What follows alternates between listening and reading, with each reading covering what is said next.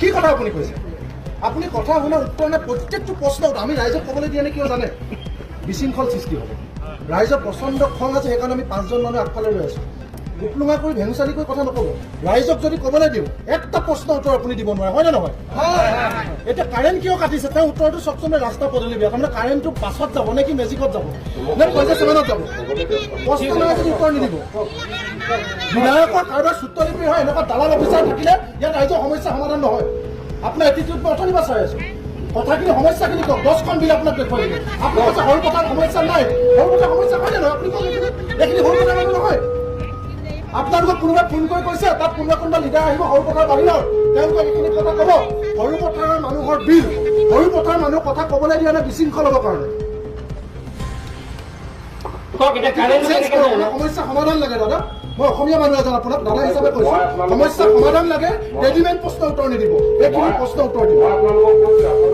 2023 বা 22 অৰ্থাৎ smart meter লগোৱা আগৰ গৰমৰ দিনকেইটাৰ জুন, জুলাই, আগষ্ট মাহৰ বিল আৰু 2024 চনৰ স্মাৰ্ট মিটাৰ লগোৱাৰ পাছত জুন, জুলাই, আগষ্ট গৰম দিনৰ বিলৰ মাজত তেওঁক দেখুৱাই দিব লাগে, তেতিয়া তেওঁ মানি ল'ব। আজি আমি এক ফাইল আপোনালোকে দেখিছে ইতিমধ্যে, এক ফাইল আমি দেখুৱাইছোঁ। গোটেই অসমৰ লগতে সৰুপথাৰৰ আমি 10জন কনজিউমাৰো আমি দেখুৱাইছোঁ কেনেকৈ জুলাই মাহত 5 টকা 70 পইচা পাৰ ইউনিট থাকোঁতে যিবিলাক মানুহৰ ঘৰত 5টা LED লাইট 10 ৱাটৰ, 3খন চিলিং ফেন আছিলে, এটা মটৰ আছিলে, 2টা মোবাইলৰ চাৰ্জ দিছিলে, সেইবিলাক মানুহৰ কেনেকৈ 2023 চনৰ স্মাৰ্ট মিটাৰ নহওঁতে 200 টকা বিল আছিলে, এতিয়া 1200 টকা পৰ্যন্ত হৈছে, 1500 টকা পৰ্যন্ত হৈছে। কিন্তু এই টেকনিকেল প্ৰব্লেমটো, এই স্মাৰ্ট মিটাৰৰ সমস্যাটো চৰকাৰে শুনিব নোখোজে।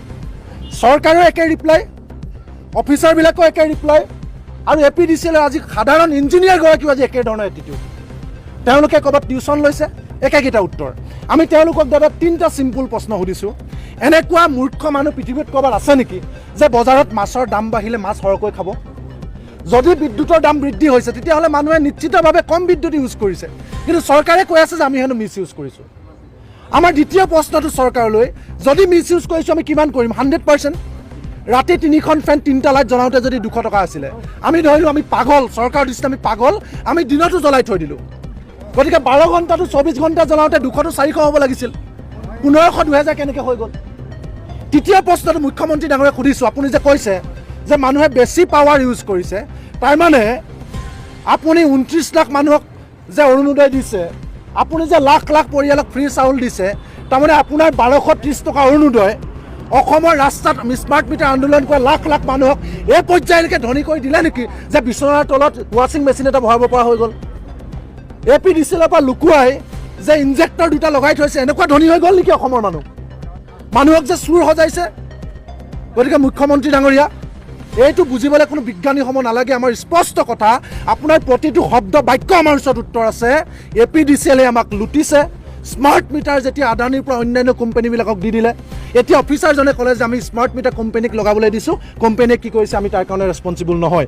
তাৰমানে কোম্পানীয়ে পকেট মাৰিব, তাৰ দায়িত্ব চৰকাৰেও নল'ব, শক্তি বিভাগেও নল'ব, APDCLেও নল'ব, আৰু আমি আন্দোলন কৰিবলৈ আহিলে অফিচাৰবিলাক পুলিচ লৈ আমাৰ ফালে আগবাঢ়ি আহিব।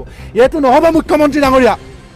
আমি দৰকাৰ হ'লে মাৰ খাম, জেলত যাম, কিন্তু এই গাঁৱৰ মানুহবিলাকে 80 টকা বিল যেতিয়া 1800 হৈছে, 100 টকা বিল যেতিয়া 2000 হৈছে, ইয়াৰ উত্তৰ আমাক লাগিব। আৰু আমি স্পষ্টকৈ কৈছোঁ, যিমানে ইছ্যু ডাইভাৰ্ট কৰিবলৈ চেষ্টা নকৰক লাগিলে, স্মাৰ্ট মিটাৰৰ বিৰুদ্ধে অসমৰ 26,000খন গাঁৱলৈকে কৃষক মুক্তি যাব, আৰু 26,000খন গাঁৱৰ ৰাইজক লগত লৈ যদি আমাৰ সমস্যা সমাধান নকৰে তেতিয়াহ'লে সকলো স্মাৰ্ট মিটাৰ নিজেই খুলি আমি প্ৰত্যেকটো আমাৰ জোনেল APDCL অফিচত দলিয়াই পেলাই দিম, হয়নে নহয়? গতিকে সেই যদি সংঘাত বিচৰা নাই তেতিয়াহ'লে সময় থাকোঁতে APDCLৰ সমস্যা ঠিক কৰক, আৰু আমাৰ বৰ্ধিত যি টকা তেওঁলোকে সংগ্ৰহ কৰিছে এই সন্ত্ৰাস আৰু এই ডকাইতি বন্ধ কৰক। ধন্যবাদ।